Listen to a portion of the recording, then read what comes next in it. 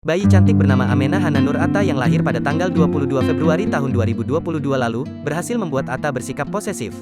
Beberapa waktu lalu, keposesifan Atta ini terlihat saat sang putri menggunakan pakaian yang sedikit terbuka dan baru-baru ini rasa posesif itu muncul kembali saat membahas kriteria calon suami baby Amenah.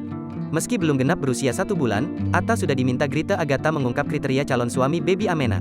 Walaupun masih jauh, Atta tetap mengutarakan harapannya yang tak berbeda jauh dengan orang tua lain. Ia ingin sang putri nantinya dijaga dan dibimbing ke jalan yang baik, dikasihi dan dibahagiakan.